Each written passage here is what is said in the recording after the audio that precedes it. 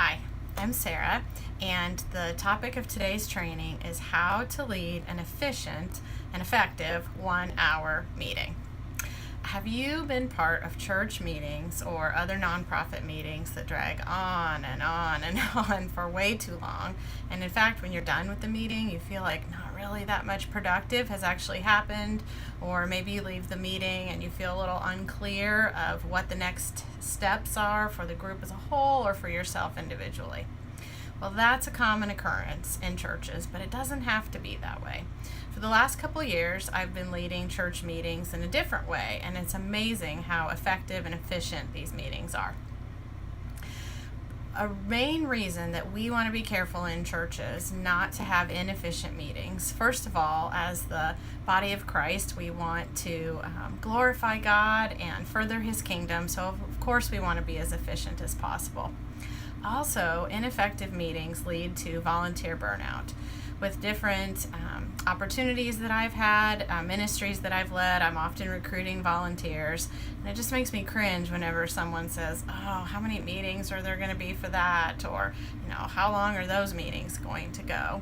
People dread long church meetings.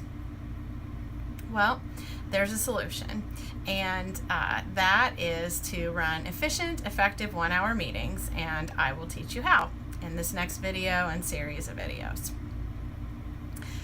Before we start, a couple things that I want to let you know. The first is work does not actually happen at meetings.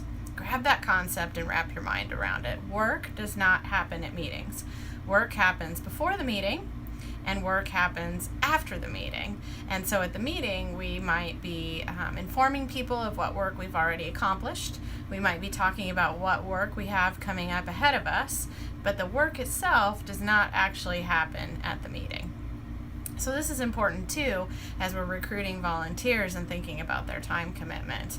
How much time are we saving when we don't have inefficient meetings, and instead people can get busy with the work of sharing the gospel, doing outreach, taking care of the church, whatever that ministry might be.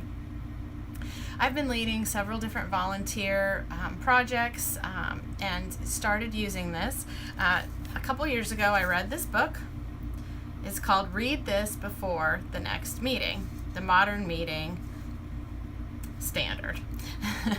And this is a business book, and not everything in the book is perfect, but taking a hold of it and modifying it for church is what has made this work so well for me. I have led meetings with just a few people. I've led meetings with 50 people or more, and this will work for them. For those meetings.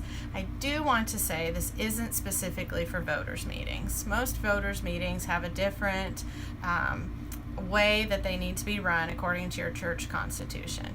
This can be done with a very large group, and I've done it with a large group, but voters meetings are something different. Okay, before we begin, one really important key concept to all of this.